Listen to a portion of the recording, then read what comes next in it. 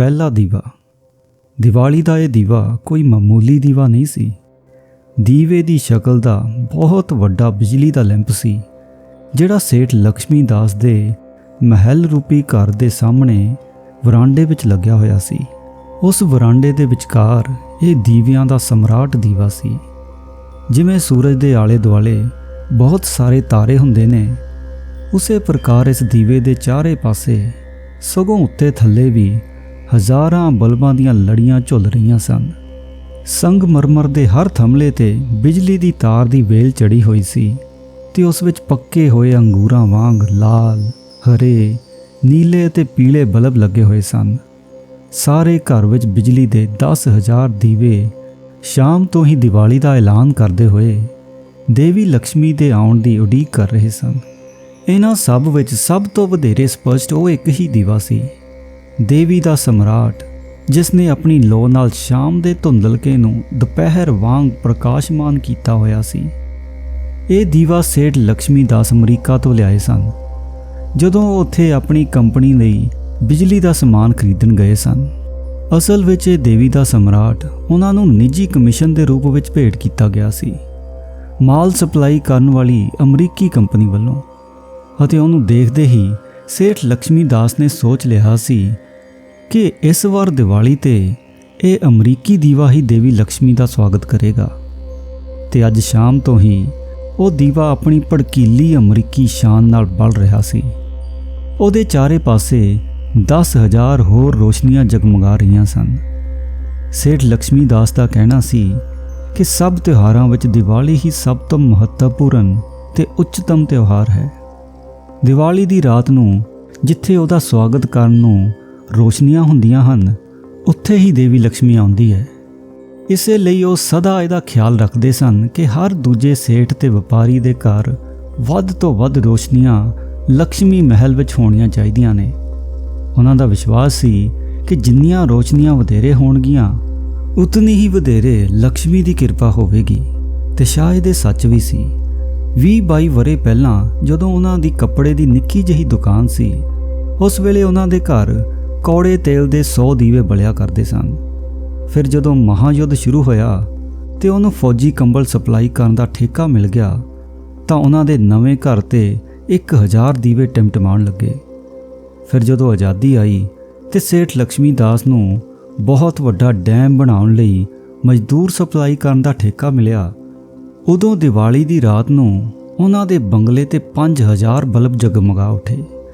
इस वरे उन्हां ने किसी अमरीकी कंपनी नाल मिल के कई करोड़ रुपए महीना आमदन की आस की सी, जे इनकम टैक्स अफसर कोई गड़बड़ ना करन तां। इस वार तां उन्हां ने अपने लक्ष्मी महल विच अजिही रोशनी की सी कि एक बार तां देवी लक्ष्मी दी अखां भी झुंधिया जांदियां। इन्नियां सारियां रोशनियां ते खास तौर ते अमरीकी देवी दे सम्राट नूं वेख के देवी भी प्रसन्न हो जावे ते कौन जानदा है कि अगली दिवाली तक सेठ जी 5-6 कारखाने ते 2-4 बैंक खरीदण दे ही काबिल हो जाण। हाँ, तां दिवाली दी रात सी ते सेठ साहिब इलैक्ट्रिक इंजीनियर नूं निर्देश दे रहे सन कि बिजली दे कनैक्शन दे फ्यूज आदि दा खास ध्यान रखे, क्यों जो किसी दी भुल नाल 1 सकिंट लई भी बिजली फेल हो गई ते हनेरा हो गया तां खतरा है कि देवी लक्ष्मी नाराज़ होके इस घरों चली ना जावे। इसलिए इलैक्ट्रिक इंजीनियर ने जनरेटर भी लाया होया सी तां जो बिजली सप्लाई विच कोई गड़बड़ ना होवे।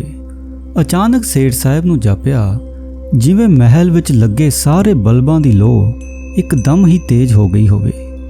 देवी लक्ष्मी आ गई, उन्हां ने प्रसन्न होके कहा, पर इंजीनियर ने समझाया कि करंट घटन वधन करके कदे कदाई अजिहा हुंदा है कि लो घट जा वध हो जाती है, तां फिर तेरी ड्यूटी ये वे कि देखते रहो कि लो वध हुंदी रहे, एक पल लिए भी घट ना होवे। ये कह के सेठ साहब बरांडे दे संगमरमर दीयां पौड़ियां उतर के बारी वल तुर पे, जिथे हर रुख दीयां टाहणियां विच जगमगांदे होए फल झुल रहे सन। उन्हां उत्थे किसी औरत नूं सड़क ते खलोता देखिया। औरत पिंडों आई जापदी सी। ਉਹਦੇ शरीर ते मैला घग्गरा सी जिसका रंग कदे लाल होवेगा। उसे रंग दी चोली ते सिर ते चुन्नी सी, वह भी मोटे लाल खद्दर दी, पर लुकी हुई। ਆਪਣੇ ਸਿਰ ਤੇ ਉਸ ਮੈਲੇ ਕੁਚੈਲੇ ਚੀਥੜੇ ਵਿੱਚ ਲਿਪਟੀ ਹੋਈ ਗਠੜੀ ਚੁੱਕੀ ਹੋਈ ਸੀ। ਉਹਦੇ ਕੱਪੜੇ ਨਾ ਕੇਵਲ ਮੈਲੇ ਸਨ, ਸਗੋਂ ਪਾਟੇ ਪੁਰਾਣੇ ਵੀ ਸਨ।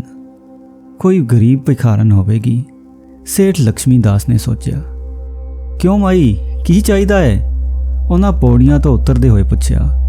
ਨੇੜੇ ਜਾਣ ਤੇ ਉਹਨਾਂ ਦੇਖਿਆ ਕਿ ਔਰਤ ਗਰੀਬ ਸਹੀ, ਪਰ ਜਵਾਨ ਤੇ ਸਾਂਵਲੀ ਹੋਣ ਦੇ ਬਾਵਜੂਦ ਸੁੰਦਰ ਹੈ।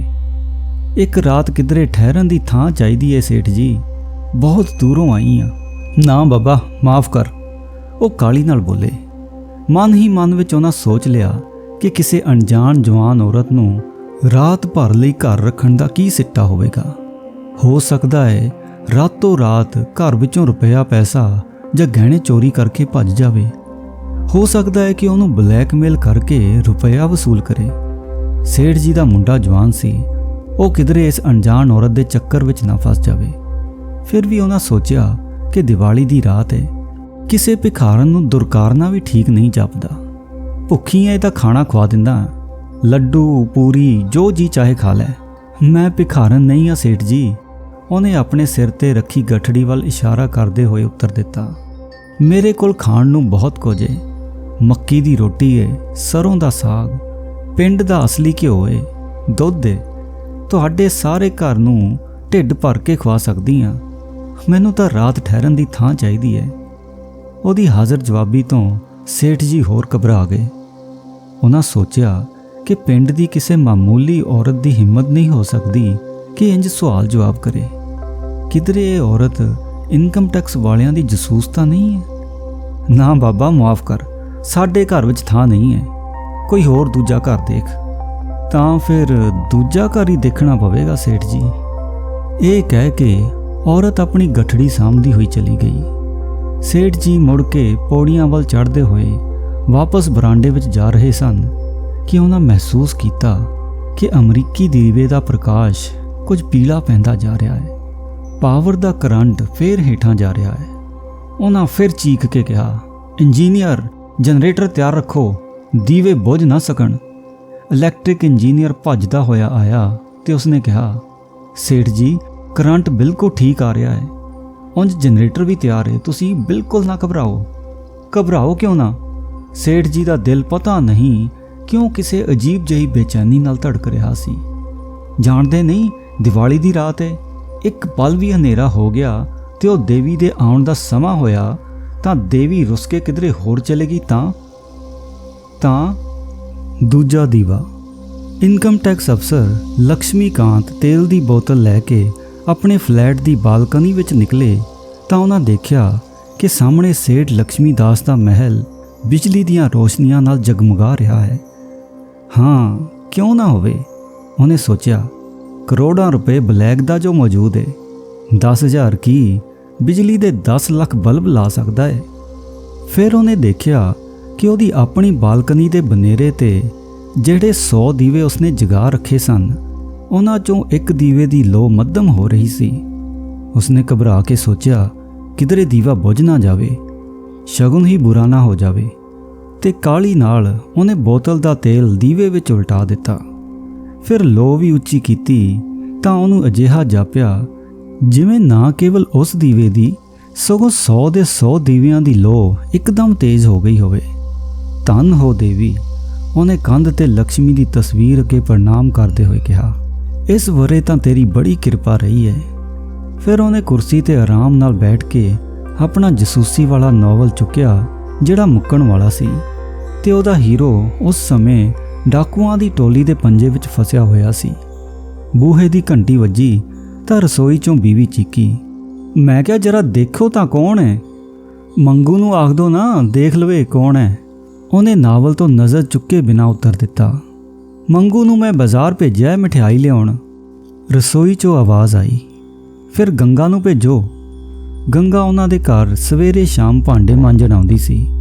ਗੰਗਾ ਮੁਰਦਾਰ ਤਾਂ ਅੱਜ ਛੁੱਟੀ ਮਨਾ ਰਹੀ ਏ, ਕਹਿੰਦੀ ਸੀ ਬਈ ਸਾਡੀ ਵੀ ਅੱਜ ਦੀਵਾਲੀ ਏ, ਅੱਜ ਅਸੀਂ ਕੰਮ ਨਹੀਂ ਕਰਾਂਗੇ। ਇਸ ਲਈ ਮੈਂ ਵੀ ਚੁੜੇਲ ਨੂੰ ਖੜੇ ਖੜੋਤੇ ਕੱਢ ਦਿੱਤਾ। ਘੰਟੀ ਇੱਕ ਵਾਰੀ ਫੇਰ ਵੱਜੀ। ਚੰਗਾ, ਹੁਣ ਤੂੰ ਹੀ ਉੱਠ। ਜ਼ਰੂਰ ਸੇਠ ਜੀ ਦੇ ਘਰੋਂ ਮਠਿਆਈ ਆਈ ਹੋਵੇਗੀ। ਕੇਵਲ ਮਠਿਆਈ ਹੀ ਆਈ ਏ ਜਾਂ ਕੁਝ ਹੋਰ? ਉਹਨੇ ਉੱਠਦੇ ਹੋਏ ਪੁੱਛਿਆ। पर जदों उहने बूहा खोलिया तां सेठ जी दा नौकर नहीं सी, कोई औरत खलोती सी। औरत शक्ल तो गंवार जापदी सी, कपड़े भी पाटे पुराने सन। सिर ते मैले ਜਿਹੇ चीथड़े विच लिपटी गठड़ी सी, पर जवान ते सुंदर। लक्ष्मीकांत ने मन ही मन सोचा, जवानी ते सुंदरता उत्ते भी इनकम टैक्स लगना चाहिए है। पर उच्ची आवाज़ में उसने पूछा, हाँ की चाहिए है? बाबू जी बहुत दूरों आई हाँ, घर परतन का समा नहीं रहा, रात ठहरन की थां मिल जाए तो बड़ी कृपा होवेगी, मैं किधरे नुक्कर विच पई रहांगी। लक्ष्मीकांत ने एक बार फिर उस औरत की जवानी का जायज़ा लिया, फिर मुड़ के कणखा रसोई वाल देखा जिथे उसकी बीवी पूरियां तल रही सी। लाजो मोटी सी, ਉਹਦੇ ਮੂੰਹ ਤੇ ਚੇਚਕ ਦੇ ਦਾਗ ਸਨ, ਪਰ ਉਹ ਦਾਜ ਵਿੱਚ 50,000 ਲਿਆਈ ਸੀ। ਉਹਦੇ ਸਾਰੇ ਰਿਸ਼ਤੇਦਾਰਾਂ ਨੇ ਵਧਾਈਆਂ ਦਿੰਦਿਆਂ ਕਿਹਾ ਸੀ, ਲక్ష్ਮੀਕਾਂਤ ਸੱਚਮੁੱਚ ਤੇਰੇ ਘਰ ਲక్ష్ਮੀ ਆਈ ਏ। ਲక్ష్ਮੀਕਾਂਤ ਨੇ ਆਪਣੀ ਬੀਵੀ ਵੱਲ ਦੇਖਿਆ, ਉਹਦੇ ਹੱਥ ਵਿੱਚ ਪੂਰੀਆਂ ਵੇਲਣ ਵਾਲਾ ਲੱਕੜੀ ਦਾ ਵੇਲਣਾ ਸੀ, ਤੇ ਫਿਰ ਹੌਲਾ ਜਿਹਾ ਠੰਡਾ ਸਾਹ ਲੈ ਕੇ ਉਹ ਅਣਜਾਣ ਔਰਤ ਨੂੰ ਸੰਬੋਧਿਤ ਹੋਇਆ, ਆਈ ਕਿੱਥੋਂ ਹੈ? ਬਹੁਤ ਦੂਰੋਂ ਆਈ ਹਾਂ ਬਾਬੂ ਜੀ, पर इस समय तो सेठ लक्ष्मी दास दे घरों आई हाँ। क्यों, सेठ जी ने तेनू कढ़ दिता है? हाँ बाबू जी, यही समझो, कढ़ ही दिता। ते उत्थों तू सीधी इत्थे आ गई? हाँ बाबू जी। लक्ष्मीकांत ने किन्ने ही जसूसी नावल पढ़े सन, ते उहनूं पता सी कि जे कोई पूंजीपति किसी नूं तबाह करना चाहता है तां उहदा हथियार कोई औरत भी हो सकती है। ते सेठ जी ने मैनू ये दिवाली की भेंट भेजी है। ये सोचते हुए उन्हें दंद पी के कहा, ये गठड़ी विच की है? इस विच मक्की की रोटी है बाबू जी, सरों का साग है, ते पिंड का असली घ्यो है, ते दुध है, दही भी है। बस बस रहन दे। उन्होंने विश्वास सी कि यह सब बकवास है। जसूसी नावलों अनुसार इस गठड़ी विच गहना होवेगा, निशान लगे हुए नोट होणगे। रात नूं गठड़ी इस घर विच छड्ड के ये औरत रफू चक्कर हो जाएगी, ते जदों सेठ उहनूं फड़वाउण दी धमकी देवेगा तां बिना कुछ लए दिते ये इनकम टैक्स रिटर्न पास करवा लवेगा। जा दूजा घर देख।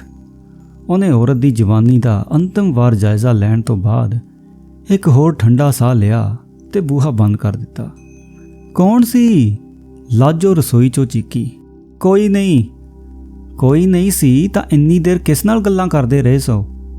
मेरा दिमाग ना खा। कोई भिखारन सी? भिखारन सी तदे इन्नी देर मिठियां मिठियां गल्लां करदे रहे सो। मैं खूब जाणदी हां तुहानूं। एक बार फिर घंटी बजी। जाओ, लगदा है तुहाडी भिखारन फिर आई है, बीवी ने हुक्म दिता। लक्ष्मीकांत ने बूहा खोलिया तां चिट्टी वर्दी पाई एक ड्राइवर हत्थ विच मिठाई दा वड्डा सारा सुनहरी डब्बा लई खलोता सी। सेठ लक्ष्मी दास ने दिवाली दी मिठाई भेजी है। लक्ष्मीकांत डब्बा लैके अंदर आया तां लाजो ने काली नाल डब्बा लै लिया ते ड्राइवर नूं चीख के बोली, चंगा भरावा, सेठ जी नूं साडी नमस्ते कहना ते दिवाली दी वधाई। बूहा बंद करके लक्ष्मीकांत कमरे 'च प्रवेश कर रहा सी कि बीवी ने फिर डांटिया, ओहो, इत्थे खलोते मेरा मूँह की झाक रहे हो? छेती नाल दीवियां 'च तेल पाओ, इन्हां दी लो घट रही है। तीजा दीवा। दीवा केवल इक्को ही सी जिहड़ा झुग्गी दे सामने टिमटिमा रहा सी। दीवे विच तेल भी बहुत घट सी। अंदर मंजे ते लखू पिया सी। ਉਹਦਾ ਨਾਂ ਕਦੇ ਲక్ష్ਮੀ ਚੰਦ ਹੁੰਦਾ ਸੀ। ਜਦੋਂ ਉਹ ਆਪਣੇ ਪਿੰਡ ਤੋਂ ਚੱਲ ਕੇ ਸ਼ਹਿਰ ਆਇਆ ਸੀ ਤਾਂ ਮਿੱਲ ਤੇ ਝੁੱਗੀਆਂ ਦੀ ਬਸਤੀ ਵਿੱਚ ਸਾਰੇ ਉਸ ਨੂੰ ਲੱਖੂ ਹੀ ਕਹਿੰਦੇ ਸਨ। ਗਰੀਬ ਮਜ਼ਦੂਰ ਨੂੰ ਖਾਸ ਤੌਰ ਤੇ ਜਦੋਂ ਬੇਕਾਰ ਹੋਵੇ ਭਲਾ ਕੌਣ ਲక్ష్ਮੀ ਚੰਦ ਕਹਿ ਸਕਦਾ ਸੀ। ਉਹਦੀ ਬੀਵੀ ਗੰਗਾ ਨੁੱਕਰ ਵਿੱਚ ਬਣੇ ਚੁੱਲ੍ਹੇ ਤੇ ਭਾਤ ਪਕਾ ਰਹੀ ਸੀ ਤੇ ਸੋਚਦੀ ਜਾ ਰਹੀ ਸੀ ਕਿ ਬੱਚਿਆਂ ਨੂੰ ਭਾਤ ਨਾਲ ਕੀ ਖਾਣ ਨੂੰ ਦੇਵਾਂ। ਘਰ ਸਿਰਫ 2 ਰੁਪਏ ਸਨ, ਪਰ ਉਹਨਾਂ ਦੀ ਤਾਂ ਉਹ ਲੱਖੂ ਲਈ ਦਵਾਈ ਲੈ ਆਈ ਸੀ। ਮਾਲਕਣ ਨੇ ਖੜੇ ਖਲੋਤੇ ਕੱਢ ਦਿੱਤਾ ਸੀ, ਸਿਰਫ ਇਸ ਲਈ ਕਿ ਉਹਨੇ ਦੀਵਾਲੀ ਦੀ ਛੁੱਟੀ ਮੰਗੀ ਸੀ। 15 ਦਿਨ ਦੀ ਤਨਖਾਹ ਬਾਕੀ ਸੀ, ਉਹ ਵੀ ਨਹੀਂ ਸੀ ਦਿੱਤੀ। ਕਹਿ ਦਿੱਤਾ ਸੀ ਦੀਵਾਲੀ ਤੋਂ ਬਾਅਦ ਆਉਣਾ, ਅੱਜ ਦੇ ਦਿਨ ਅਸੀਂ ਲక్ష్ਮੀ ਨੂੰ ਘਰੋਂ ਬਾਹਰ ਨਹੀਂ ਕੱਢਦੇ। ਇੰਨੇ ਨੂੰ ਉਹਦੇ ਦੋਵੇਂ ਬੱਚੇ ਭੱਜੇ ਭੱਜੇ ਆਏ। ਵੱਡਾ 7 ਸਾਲ ਦਾ ਲਕਸ਼ਮਣ ਤੇ ਛੋਟੀ 4 ਸਾਲ ਦੀ ਮੀਨਾ। ਲਕਸ਼ਮਣ ਬੋਲਿਆ, ਮਾਂ ਮਾਂ ਸੇਠ ਜੀ ਦੇ ਮਹਿਲ ਵਿੱਚ ਇੰਨੇ ਦੀਵੇ ਬਲ ਰਹੇ ਨੇ, ਜਾਪਦਾ ਏ ਜਿਵੇਂ ਰਾਤ ਨਹੀਂ ਦਿਨ ਏ।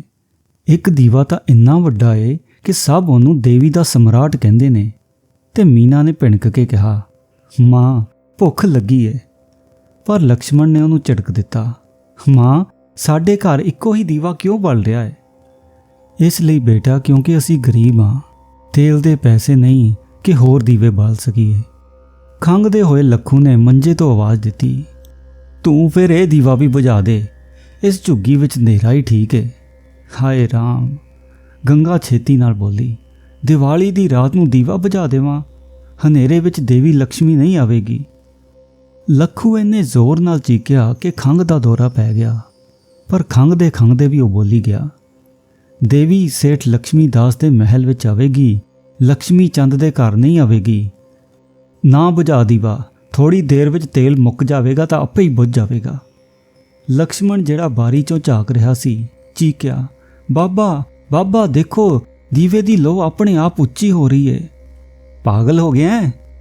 ਲੱਖੂ ਉਹਨੂੰ ਝਿੜਕ ਹੀ ਰਿਹਾ ਸੀ ਕਿ ਇਹ ਦੇਖ ਕੇ ਹੈਰਾਨ ਰਹਿ ਗਿਆ ਕਿ ਬਾਹਰ ਰੱਖੇ ਹੋਏ ਦੀਵੇ ਦੀ ਲੋ ਹੁਣ ਝੁੱਗੀ ਵਿੱਚ ਵੀ ਫੈਲ ਰਹੀ ਹੈ। ਬੂਹਾ ਖੋਲ੍ਹਿਆ ਤਾਂ ਦੀਵੇ ਦੀ ਲੋ ਵਿੱਚ ਦੇਖਿਆ ਕਿ ਔਰਤ ਖਲੋਤੀ ਸੀ।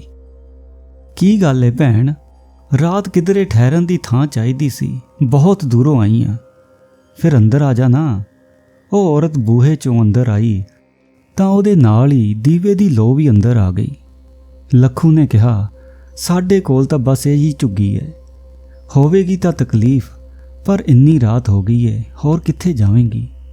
ਮੰਜਾ ਵੀ ਇੱਕ ਹੀ ਏ, ਪਰ ਮੈਂ ਆਪਣਾ ਬਿਸਤਰਾ ਜ਼ਮੀਨ ਤੇ ਕਰ ਲਵਾਂਗਾ। ਔਰਤ ਜ਼ਮੀਨ ਤੇ ਬਹੁਤ ਆਰਾਮ ਨਾਲ ਚੌਂਕੜੀ ਮਾਰ ਕੇ ਬਹਿ ਗਈ। ਨਹੀਂ ਭਰਾਵਾ, ਤੂੰ ਬਿਮਾਰ ਹੈ, ਤੂੰ ਮੰਜੇ ਤੇ ਸੌਂ। ਮੈਂ ਤਾਂ ਧਰਤੀ ਚੋਂ ਨਿਕਲੀ ਹਾਂ, ਧਰਤੀ ਤੋਂ ਮੈਨੂੰ ਸੁੱਖ ਆਰਾਮ ਮਿਲਦਾ ਹੈ। ਗੰਗਾ ਨੇ ਕਿਹਾ, ਜਾਪਦਾ ਇਹ ਸ਼ਹਿਰ ਵਿੱਚ ਪਹਿਲੀ ਵਾਰ ਆਈ ਹੈ। ਕਹੋ, ਦੀਵਾਲੀ ਦੀਆਂ ਰੋਸ਼ਨੀਆਂ ਦੇਖੀਆਂ? ਹਾਂ, ਔਰਤ ਨੇ ਥੱਕਿਆ ਹੋਇਆ ਠੰਡਾ ਸਾਹ ਲੈਂਦੇ ਕਿਹਾ, ਦੀਵਾਲੀ ਦੀਆਂ ਰੋਸ਼ਨੀਆਂ ਵੀ ਦੇਖੀਆਂ, ਦੀਵਾਲੀ ਦਾ ਹਨੇਰਾ ਵੀ ਦੇਖਿਆ। ਗੰਗਾ ਉਸ ਦਾ ਮਤਲਬ ਨਾ ਸਮਝੀ। ਲੱਖੂ ਵੀ ਮੰਜੇ ਤੇ ਪਿਆ ਸੋਚਦਾ ਰਿਹਾ, ਇਹ ਔਰਤ ਤਾਂ ਕੋਈ ਬਹੁਤ ਹੀ ਅਨੋਖੀਆਂ ਗੱਲਾਂ ਕਰਦੀ ਏ। ਤੇ ਉਹਨੇ ਅਚਾਨਕ ਮਹਿਸੂਸ ਕੀਤਾ ਜਿਵੇਂ ਉਹਦੀ ਛਾਤੀ ਤੋਂ ਖੰਘ ਦਾ ਭਾਰ ਆਪਣੇ ਆਪ ਉਤਰ ਗਿਆ ਹੋਵੇ। ਉਹ ਜਿਹੜਾ 7 ਦਿਨਾਂ ਤੋਂ ਮੰਜੇ ਤੇ ਪਿਆ ਸੀ, ਬਿਨਾਂ ਸਹਾਰੇ ਦੇ ਉੱਠ ਕੇ ਬੈਠ ਗਿਆ ਤੇ ਬੋਲਿਆ, ਗੰਗਾ ਅੱਜ ਤਾਂ ਮੈਨੂੰ ਵੀ ਭੁੱਖ ਲੱਗੀ ਏ, ਕੱਢ ਖਾਣਾ ਮਹਿਮਾਨ ਲਈ ਵੀ। ਗੰਗਾ ਨੇ ਹਾਂਡੀ ਚੁੱਲ੍ਹੇ ਤੋਂ ਉਤਾਰਦੇ ਹੋਏ ਸ਼ਰਮਸਾਰ ਹੋ ਕੇ ਕਿਹਾ, ਭਾਤ ਤਾਂ ਏ, ਪਰ ਖਾਣ ਲਈ ਕੁਝ ਨਹੀਂ ਏ। ਤੂੰ ਸੁੱਕਾ ਭਾਤ ਖਾ ਲਵੇਂਗੀ ਭੈਣ? ਤੂੰ ਮੇਰੀ ਚਿੰਤਾ ਨਾ ਕਰ, ਔਰਤ ਨੇ ਆਪਣੀ ਗਠੜੀ ਖੋਲ੍ਹਦੇ ਹੋਏ ਜਵਾਬ ਦਿੱਤਾ, ਮੇਰੇ ਕੋਲ ਸਭ ਕੁਝ ਏ। ਅਸਲ 'ਚ ਮੈਂ ਇਹ ਸਭ ਕੁਝ ਤੁਹਾਡੇ ਲਈ ਹੀ ਲਿਆਈ ਸੀ। ਸਾਡੇ ਲਈ? ਪਰ ਤੂੰ ਤਾਂ ਸਾਨੂੰ ਜਾਣਦੀ ਹੀ ਨਹੀਂ। ਮੈਂ ਤੁਹਾਨੂੰ ਬਹੁਤ ਚੰਗੀ ਤਰ੍ਹਾਂ ਜਾਣਦੀ ਹਾਂ ਭੈਣ, ਲੱਖੂ ਵੀਰ ਨੂੰ ਵੀ, ਲਕਸ਼ਮਣ ਤੇ ਮੀਨਾ ਨੂੰ ਵੀ। ਇਹ ਕਹਿ ਕੇ ਉਹਨੇ ਆਪਣੀ ਗਠੜੀ ਖੋਲ੍ਹੀ ਤਾਂ ਖਾਣੇ ਦੀ ਖੁਸ਼ਬੂ ਸੁੰਘ ਕੇ ਬੱਚੇ ਉਹਦੇ ਕੋਲ ਆ ਗਏ। ਇਹਦੇ 'ਚ ਕੀ ਏ? ਲੱਖੂ ਨੇ ਮੰਜੇ ਤੋਂ ਉਤਰ ਕੇ ਚੁੱਲ੍ਹੇ ਕੋਲ ਬੈਠਦੇ ਹੋਏ ਕਿਹਾ। ਔਰਤ ਨੇ ਇੱਕ ਇੱਕ ਚੀਜ਼ ਕੱਢ ਕੇ ਉਹਨਾਂ ਦੇ ਸਾਹਮਣੇ ਰੱਖ ਦਿੱਤੀ। ਇਹ ਨੇ ਮੱਕੀ ਦੀਆਂ ਰੋਟੀਆਂ ਮੱਖਣ ਨਾਲ ਚੋਪੜੀਆਂ, ਇਹ ਵੇ ਸਰੋਂ ਦਾ ਸਾਗ, ਇਹ ਵੇ ਪਿੰਡ ਦਾ ਅਸਲੀ ਘਿਓ, ਇਹ ਵੇ ਦੀਵਾਲੀ ਦੀ ਮਠਿਆਈ, ਅਸਲ ਖੋਏ ਦੇ ਪੇੜੇ, ਇਹ ਵੇ ਦਹੀਂ ਤੇ ਇਸ ਲੋਟੀ ਵਿੱਚ ਬੱਚਿਆਂ ਲਈ ਗਾਂ ਦਾ ਦੁੱਧ। ਸ਼ਹਿਰ ਵਾਂਗ ਪਾਣੀ ਮਿਲਿਆ ਨਹੀਂ ਹੈ।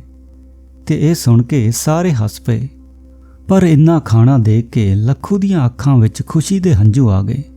ਰੋਟੀ ਦੀ ਬੁਰਕੀ ਤੋੜਦਿਆਂ ਬੋਲਿਆ, ਇਹ ਸਭ ਹੋਵੇ ਤਾਂ ਫਿਰ ਆਦਮੀ ਨੂੰ ਹੋਰ ਕੀ ਚਾਹੀਦਾ ਹੈ। ਉਹ ਖਾਣਾ ਖਾ ਰਹੇ ਸਨ ਤੇ ਉਸ ਅਣਜਾਣ ਔਰਤ ਵੱਲ ਕਣਖਾ ਦੇਖੀ ਜਾ ਰਹੇ ਸਨ, ਜਿਹੜੀ ਪਤਾ ਨਹੀਂ ਕਿੱਥੋਂ ਉਹਨਾਂ ਲਈ ਇੰਨੀਆਂ ਸਾਰੀਆਂ ਨਿਆਮਤਾਂ ਲੈ ਕੇ ਆਈ ਸੀ। ਖਾ ਖਾ ਕੇ ਉਹ ਸਾਰੇ ਆਰਾਮ ਨਾਲ ਬੈਠ ਗਏ। ਤਦ ਗੰਗਾ ਨੇ ਕਿਹਾ, ਭੈਣ ਜੀ, ਅੱਜ ਤੁਹਾਡੀ ਬਦੌਲਤ ਸਾਡੀ ਦੀਵਾਲੀ ਹੋ ਗਈ। ਲੱਖੂ ਹੱਸ ਕੇ ਬੋਲਿਆ, ਨਹੀਂ ਤਾਂ ਦਿਵਾਲਾ ਹੀ ਦਿਵਾਲਾ ਸੀ। ਤੁਹਾਡਾ ਧੰਨਵਾਦ ਕਿਵੇਂ ਕਰੀਏ ਭੈਣ, ਸਾਨੂੰ ਤਾਂ ਤੁਹਾਡੀ ਪੂਜਾ ਕਰਨੀ ਚਾਹੀਦੀ ਹੈ। ਤੇ ਔਰਤ ਨੇ ਕਿਹਾ, ਧੰਨਵਾਦ ਤਾਂ ਮੈਨੂੰ ਤੁਹਾਡਾ ਕਰਨਾ ਚਾਹੀਦਾ ਹੈ। ਮੈਂ ਇਸ ਸਾਰੇ ਸ਼ਹਿਰ ਵਿੱਚ ਫਿਰੀ, ਪਰ ਕਿਸੇ ਨੇ ਮੈਨੂੰ ਰਾਤ ਭਰ ਲਈ ਸਹਾਰਾ ਨਹੀਂ ਦਿੱਤਾ ਸਿਵਾਏ ਤੁਹਾਡੇ। ਸਭ ਮਹਿਲਾਂ ਦੇ, ਸਭ ਬੰਗਲਿਆਂ ਦੇ ਦਰਵਾਜ਼ੇ ਬੰਦ ਸਨ। ਮੇਰੇ ਲਈ ਖੁੱਲ੍ਹਾ ਸੀ ਤਾਂ ਕੇਵਲ ਤੁਹਾਡੀ ਝੁੱਗੀ ਦਾ ਦਰਵਾਜ਼ਾ। ਹੁਣ ਮੈਂ ਹਰ ਸਾਲ ਤੁਹਾਡੇ ਘਰ ਆਇਆ ਕਰਾਂਗੀ ਦੀਵਾਲੀ ਤੇ। ਗੰਗਾ ਨੇ ਕਿਹਾ, ਭੈਣ ਤੂੰ ਕੱਲ ਸਵੇਰੇ ਚਲੀ ਜਾਵੇਂਗੀ ਤਾਂ ਅਸੀਂ ਤੈਨੂੰ ਯਾਦ ਕਿਵੇਂ ਕਰਾਂਗੇ? ਸਾਨੂੰ ਤਾਂ ਇਹ ਵੀ ਨਹੀਂ ਪਤਾ ਕਿ ਤੂੰ ਕੌਣ ਹੈ, ਕਿੱਥੋਂ ਆਈ ਹੈ। ਤੇ ਉਹਦਾ ਜਵਾਬ ਸੁਣ ਕੇ ਉਹ ਬੜੀ ਡੂੰਘੀ ਸੋਚ ਵਿੱਚ ਪੈ ਗਏ। ਉਸ ਔਰਤ ਨੇ ਕਿਹਾ, ਮੈਂ ਇੱਥੇ ਤੁਸਾਂ ਲੋਕਾਂ ਕੋਲ ਰਹਿੰਦੀ ਹਾਂ। ਮੈਂ ਇਹਨਾਂ ਖੇਤਾਂ ਕੋਲ ਰਹਿੰਦੀ ਹਾਂ ਜਿੱਥੇ ਲੱਖੂ ਵੀਰ ਦੇ ਬਾਬਾ ਅੰਨ ਉਗਾਉਂਦੇ ਸਨ, ਅਤੇ ਮੈਂ ਉਸ ਕਾਰਖਾਨੇ ਵਿੱਚ ਵੀ ਰਹਿੰਦੀ ਹਾਂ ਜਿੱਥੇ ਲੱਖੂ ਵੀਰ ਮਸ਼ੀਨਾਂ ਨਾਲ ਕੱਪੜੇ ਬੁਣਦੇ ਨੇ, ਜਿੱਥੇ ਇਨਸਾਨ ਆਪਣੀ ਮਿਹਨਤ ਨਾਲ ਆਪਣੀਆਂ ਜ਼ਰੂਰਤਾਂ ਪੈਦਾ ਕਰਦਾ ਹੈ। ਮੈਂ ਉੱਥੇ ਰਹਿੰਦੀ ਹਾਂ ਤੇ ਦੀਵਾਲੀ ਦੀ ਰਾਤ ਨੂੰ ਮੈਂ ਹਰ ਉਸ ਘਰ ਪਹੁੰਚ ਜਾਂਦੀ ਹਾਂ ਜਿੱਥੇ ਇੱਕ ਦੀਵੇ ਵਿੱਚ ਵੀ ਮੈਨੂੰ ਇਨਸਾਨੀਅਤ ਤੇ ਸੱਚਾ ਪ੍ਰੇਮ ਝਿਲਮਿਲਾਉਂਦਾ ਹੋਇਆ ਦਿਖਾਈ ਦਿੰਦਾ ਹੈ। ਥੋੜ੍ਹੀ ਦੇਰ ਝੁੱਗੀ ਵਿੱਚ ਸन्नाटा ਰਿਹਾ।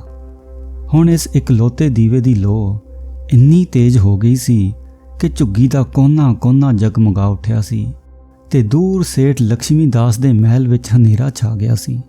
ਸ਼ਾਇਦ ਕਰੰਟ ਤੇ ਜਨਰੇਟਰ ਫੇਲ ਹੋ ਗਏ ਸਨ ਤੇ ਬਾਬੂ ਲక్ష్ਮੀ ਕਾਂਤ ਦੀ ਬਾਲਕਨੀ ਦੇ ਸਾਰੇ ਦੀਵੇ ਤੇਲ ਮੁੱਕਣ ਕਰਕੇ ਬੁਝ ਗਏ ਸਨ। ਦੇਵੀ, ਗੰਗਾ ਨੇ ਡਰਦੇ ਪੁੱਛਿਆ, ਤੁਹਾਡਾ ਨਾਂ ਕੀ ਹੈ? ਤੇ ਉਸ ਔਰਤ ਨੇ ਮੁਸਕਰਾ ਕੇ ਜਵਾਬ ਦਿੱਤਾ, ਲక్ష్ਮੀ।